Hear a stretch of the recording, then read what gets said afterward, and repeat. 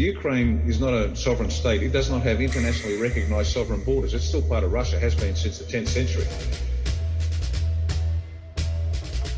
We think we're a sovereign nation. We're not. The Ukrainians think they're a sovereign nation. They are not.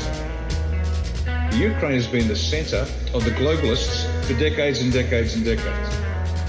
CIA, they've been working in the Ukraine for 70 years, building up a resistance to everybody and everything, because they needed to bring the Soviet Union down, but they also want the resources that are in the Ukraine. That's what this is all about.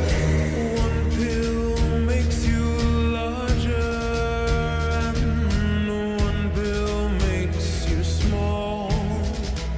And the ones that mother gives you don't do anything at all.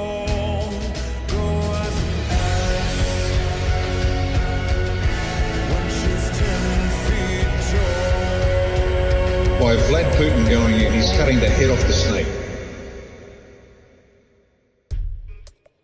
With so much rapid information passing by us like bullets on a raging battlefield, it gets difficult to understand where we are, where we're going, and what's true. To better understand today's political landscape of confusion, it's imperative to learn how we got here. We all know there's a plan for the elite of this world to puppeteer representatives of power into creating a new world order. And now is a time when things are shifting. There's going to be a new world order out there.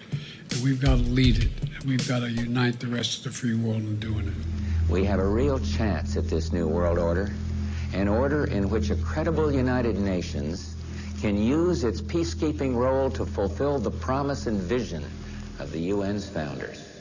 There's a need for a new world order, but it has different characteristics. Never before has a new world order had to be assembled from so many different perceptions. The affirmative task we have now is to actually create a new world order. Yet, like any really good movie, the dark forces have to contend against the good guys. Darkness to light. It appears that this is the theme of our time. Pick up a Bhagavad Gita, a Bible, or any ancient spiritual text, and you'll find that evil has existed since the beginning of time. But how far back do we have to go in order to make sense of everything happening today? With the possible World War III looming, we have to understand the core of today's threat didn't start by Russia simply being power hungry. It started a few thousand years ago, when Russia was Kievan Rus, and its leader, Vladimir the Great, and his father before him, defeated the Kabbalistic oligarch known as the Khazars. The Khazar kingdom was by far the largest of any nation in Europe, with approximately 1 million square miles. Today, this can be found on a map as contemporary Ukraine. Coincidence? Nothing is. Look around and you'll quickly see every political figure that is in support of Ukraine and that demonizes Russia are actually showing their true colors. They are making it known that America has been infiltrated by traitors, pedophiles, murderers, and thieves. And lucky for us, no coincidence that Russia's Vladimir the Great has got our back again. Now that you've glimpsed the bigger picture, let's connect all the little dots as we explore the rise and fall of the Khazars.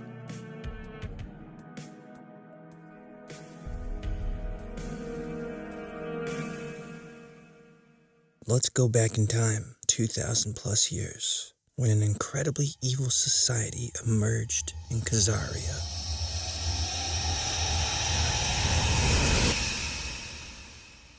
Only the Jewish Encyclopedia claims the Khazars had invaded Eastern Europe from their homeland in Asia via the land route between the north end of the Caspian Sea and the south end of the Ural Mountains. We know the Khazars were not Semites and came from an Asiatic Mongolian region. Eventually, the Khazars were driven out of Asia by the nations they were continually at war with. Because of this, the Khazars invaded Eastern Europe. In far Eastern Europe, the very warlike Khazars did not find it difficult to subdue and conquer 25 peaceful agricultural nations, occupying approximately 1 million square miles. And in a short period, the Khazars established the largest and most powerful kingdom in Europe, and probably the wealthiest also.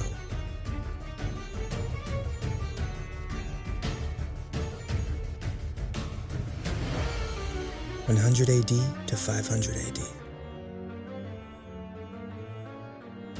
Tribes that eventually comprised of the Khazar Empire were not an ethnic union, but a combination of many unrelated tribes, including Turkic, Asian, Iranian, and perhaps Eastern European herders and nomads, and other wandering steppe people. There were Slavic people, including Kazakhs and Turkic peoples, like Oguric and Bulgars, and Asian tribes, like the Avars and nomads, who stemmed from Mongolia and South Siberia. These mixed groups with Turkic leaders led to the formation of the Khazars. By the year 550 AD, the kingdom of the Khazars was well established south of Russia, or modern-day Ukraine. Khazars lived on the shores of the Caspian Sea, with their primitive capital on the northern tip where the Volga rivers form a delta. The Khazars fought under the banners of Attila the Hun, who was the leader of the Hunnic Empire from 434 to 453. Attila was known to the Romans for his brutality and a penchant for sacking and pillaging Roman cities.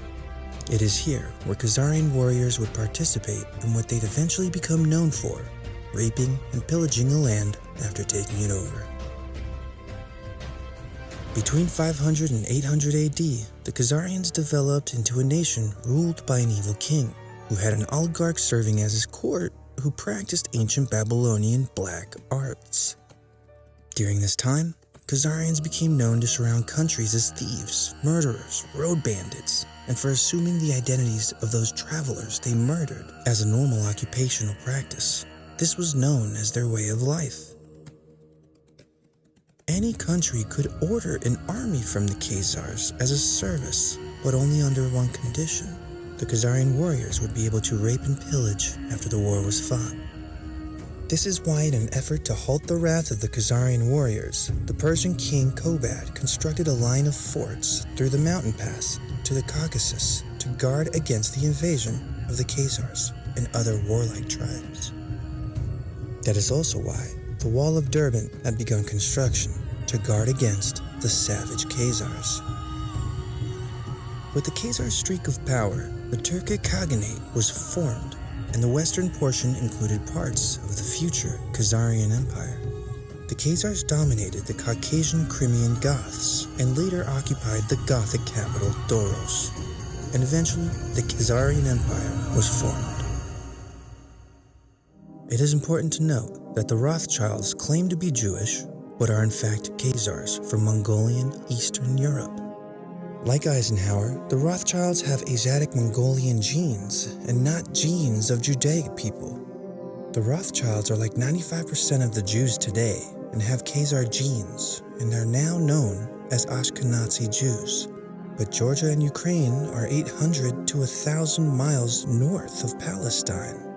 Fact. Every prime minister of Israel has been a Khazar Ashkenazi Jew, with no connection to Semite people at all.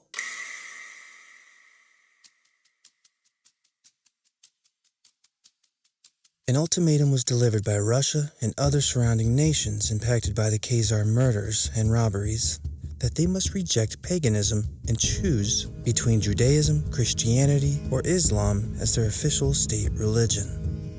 The Khazarian king chose Judaism, but despite his promise, the oligarchs kept practicing ancient pagan Babylonian black magic, or secret Satanism. The king melded these practices with Judaism and created a secret satanic hybrid religion, derived from Babylonian Talmudism, written by hired rabbis.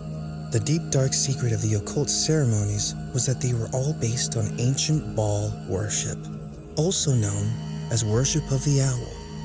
It involves child sacrifice, with bleed-outs, blood drinking, and eating of children's hearts. So these evil practices continued and all these are part of the Khazarian mafia today.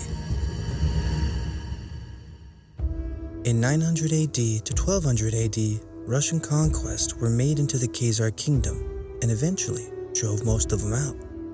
The Russian prince, Svyatosla, made war upon the Khazars. The Russians created the gradual fall of the Khazars, so in a matter of a decade, the Russians removed most Khazar presence. Unfortunately, the Khazarian leaders had a well-developed spy network and were able to escape across Europe, taking their vast fortune in gold and silver.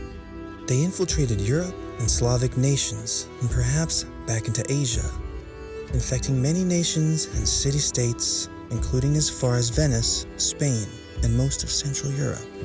In secret, they continued their satanic child blood and sacrifice rituals, all for their trusted Baal to give them the whole world and all its riches.